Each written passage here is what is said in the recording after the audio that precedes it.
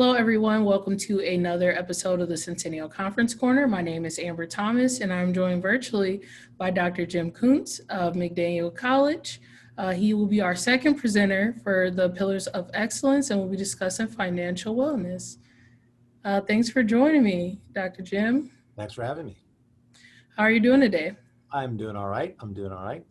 That's good. So can you give us a little bit about your background and also how you got started with doing presentations about finances and as well as financial wellness? Sure.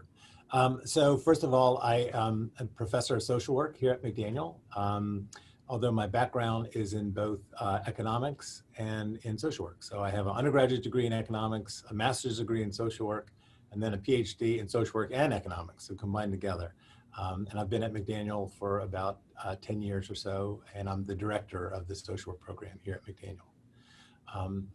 So I've part of social work. When people think about social work, they often think about doing one-on-one work with clients around problems that they have. And one of the problems that clients often have, or people often have, just in general, not just clients, but people have, is around money. So money is often the root of a lot of problems people have in their own lives or in relationships with other folks. So there's a growing field in social work called financial social work, which is really recognizing that, but then also recognizing that part of making good financial decisions is being in an environment where you're allowed to do that, where there are banks, where there's savings, where you can open up a savings account. So there's kind of two sides of that. So I've been interested in that field, and it kind of is a natural combination of social work and economics for quite a while, and then have more recently become interested in thinking about the financial wellness of college students, because I see students, stressed out about a lot of things, and money is often one of them. For sure, especially around this time, we're getting closer to the holidays, which we know can often be a time of financial stressors.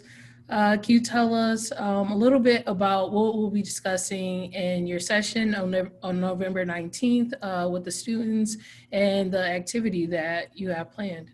Okay, so when I think about, and a lot of campuses think about this as well, that there's a lot of dimensions of wellness. So there's physical wellness. Are you, doing things to maintain your physical health? Social wellness, academic wellness is important, and then financial wellness. So that's really part of, they all kind of inform each other.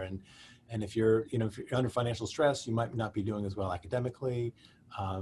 If you're having emotional problems, that can affect. So all these different dimensions can affect each other. So again, that's why I'm interested in financial wellness. But even financial wellness, which is really kind of, are you satisfied about where you are, the choices you've made, where you are now financially, and where you might be in the future? And I think that's really important. And so we often right away think about that in terms of financial literacy or financial education. Do you know what you need to know? But there's more to that than just knowledge. You really have to have, not just the knowledge and the values, but the motivation and the right attitude, and feel good about the choices that you make. So we often, in financial social work, talk about financial capability, which is sort of that combination of things, not just knowing stuff, but being motivated to do something. And the presentation that we're doing on the 19th actually gets to that a little bit. So we'll be doing an assessment where we'll be asking students to think about their relationship with money. And it's called really, we're trying to discern what their money habitude is. And habitude is sort of a combination of habits, which is usually an automatic reaction, things you do without even thinking about them, and attitudes, thoughts or feelings that you have. So we'll be kind of looking at that and kind of coming up with what folks' dominant habitude is. And then based on that assessment, which we'll do at the beginning, then we'll break up into groups and then have some conversation about what that means, and I could tell, so for example, maybe your dominant habitude is security. Your money decisions and your attitudes are governed by your need to want to be secure. But other folks' attitude might be spontaneous. You're the kind of person that just doesn't worry about that too much, but just makes decisions on the fly. So that's what we'll be doing. I won't say too much more about the assessment because I want it to be a little bit of a surprise for the students that are participating. But my hope is that once they figure out kind of where they are, then we can talk about, well, what does that mean? And they're no good or bad habitudes. They just lead to you making different decisions. And it's just like everything else, the more you know about yourself, the more informed your decisions can be. Okay, we won't give too much away. So can you give us one piece of financial advice, whether you're younger, you're older, you're just starting out? Can you give us just that one like concrete financial tip or advice?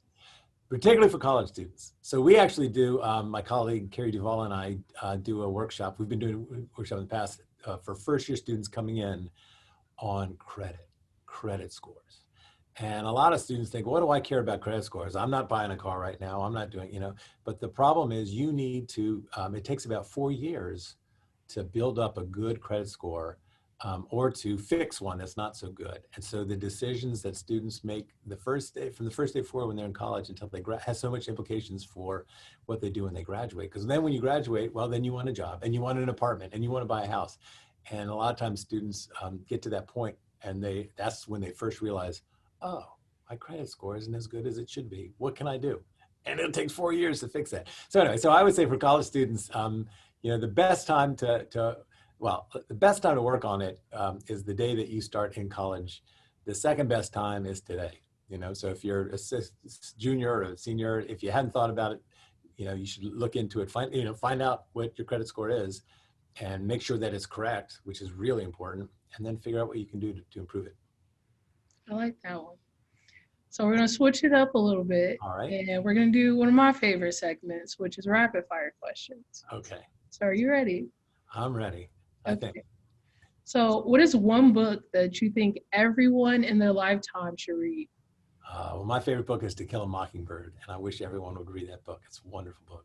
Yeah, I see your extensive book collection behind you. Yeah. I would trade all those in for To Kill a Mockingbird. No, it's a great book. As a professor, what is your favorite class to teach? I teach a course for students where they're kind of an introduction to social work, where they learn about what social workers do and about policies and programs, and I love it. I love teaching it. So in a perfect world, when COVID is over, what is one of the first things that you want to do? Well, my family and I were all set to go to Costa Rica last summer.